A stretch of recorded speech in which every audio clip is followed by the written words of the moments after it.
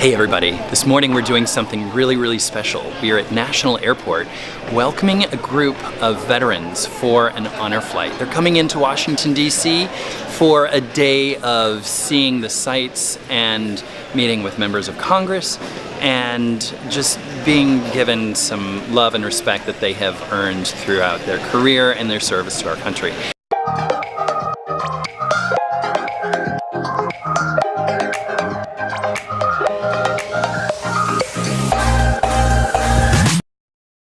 Oh, I love short butts where this cheap thing swallow.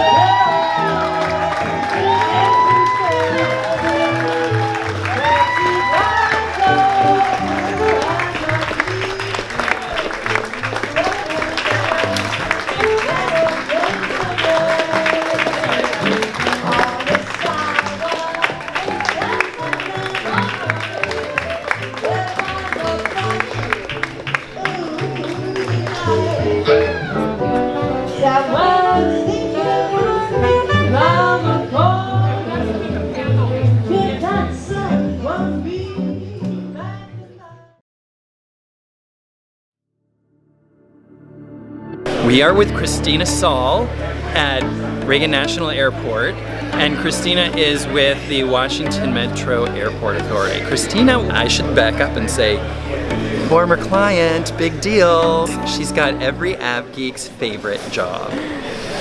So Christina, what does it mean to have an honor flight?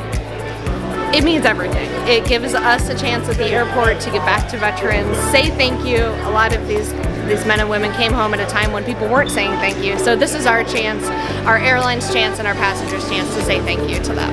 And this is pretty unique. This is kind of a big deal. This is a big deal. Even though it happens pretty frequently, it's kind of a big deal because there is only one Washington, D.C. Yeah, so we are very lucky that we're in our nation's capital. We get this unique opportunity that other airports don't get. It does happen sometimes multiple times per day, but our goal is to make sure that every veteran feels like their experience is unique, like they are appreciated, even if this is the 40th flight that week that we've greeted. It's for a lot of these veterans, this is their first time in DC, probably their only time in DC, and to be able to get the chance for them to see their memorials, to pay honor for their colleagues and comrades who didn't come back, and to see what we've done in this city to honor them and thank them for their service is really special.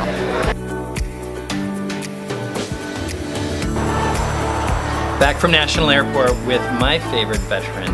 This guy here is my dad, who served in the military for 7 years. 7 years is like 49 years in dog years.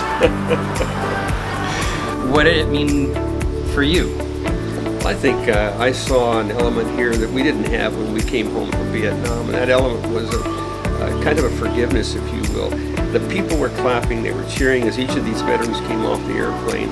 Some of them were Vietnam veterans like me, but there were also Korean and World War II. And of course the people that got the loudest cheers were the World War II guys, because all of those guys in their 90s or late 90s even, whereas Vietnam vets are late 70s or even 80s. And when we came home, it was a whole different proposition. We more or less felt like we had to sneak back in the country because there was no welcoming. There was, really people didn't want to know that we were veterans. They didn't want to know that we were in Vietnam. They didn't want to know anything about us, and that went on for years until probably we did Desert Storm. That's kind of when attitudes changed, and all of a sudden they recognized the Vietnam types, the Korean types. 1990. In that time frame, yeah. But it was good seeing these veterans, and of course they were thrilled to death. It was an amazing time for me to sit there and see their faces. And some of them were in tears, and some of them were happy. One guy saluted me, and I saluted him back. Another guy had his thumbs up, both thumbs up. Others were clapping. It was really a wonderful experience, and I know these guys genuinely appreciated it. You can see it on their faces. It's just a great time. This is a great thing that whoever originated this, it's just a great thing for the veterans. It really makes kind of it welcome home, buddy. Builds your spirit back up. Yeah, that too. Well, thank you for serving our country through thick and through thin, for being my dad through thick and through thin. I've served several military families, and they're not just like you and me. They have given enormous amounts of their lives to make sure our country is protected.